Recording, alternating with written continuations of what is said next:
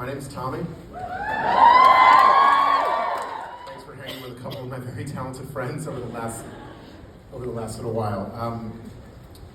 We'll keep this brief because if there's one thing I know, what words could come that could be adequate after music like that?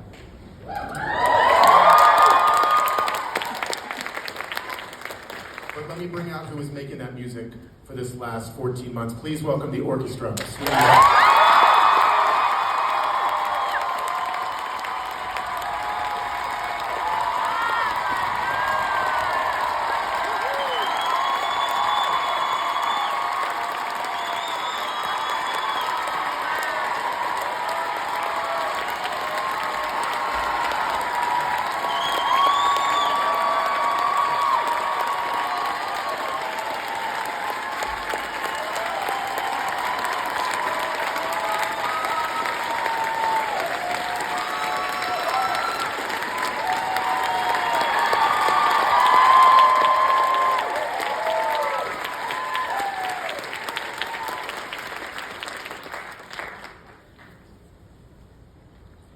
There are a lot of things that were flying through my Swiss cheese brain today as I was watching this.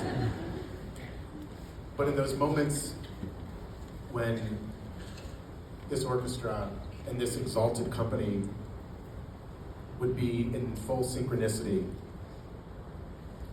I thought, where else in the world would you want to be?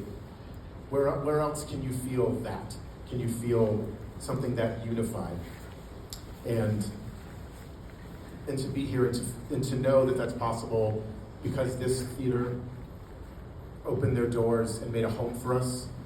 Everybody at the lunch made us feel like we belonged here, even though we knew we were just renting it for a while.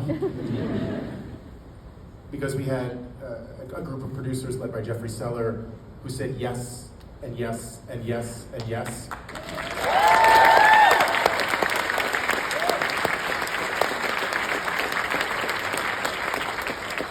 Creative team surrounding this production. They created a world out of a bunch of conversations and dreams and gave us blueprints to build this.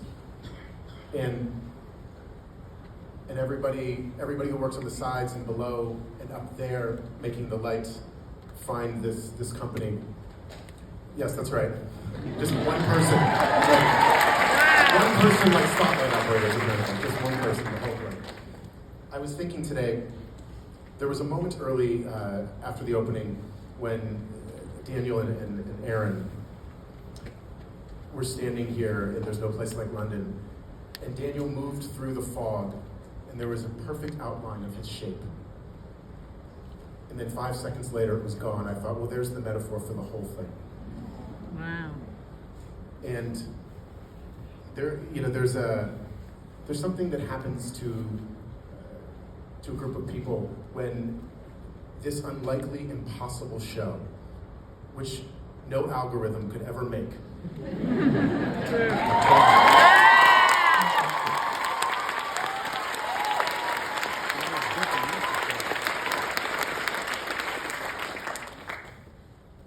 It's actually like 2 seasons on Netflix right now.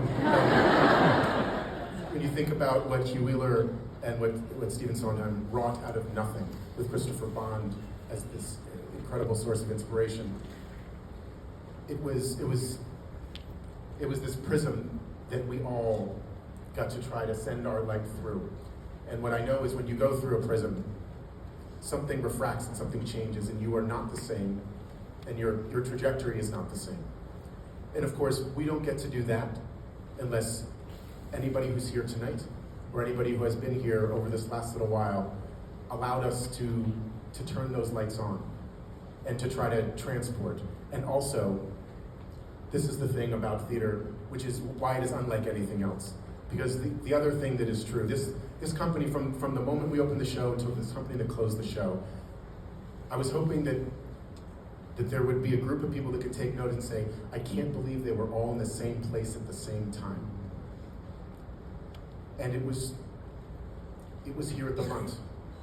This did happen. You remind us this happened.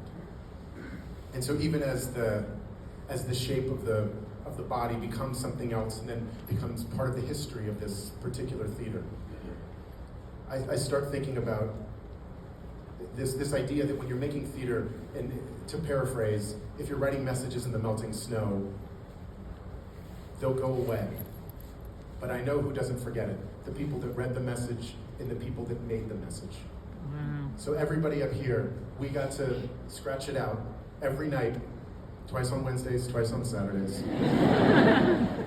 But not on Tuesdays.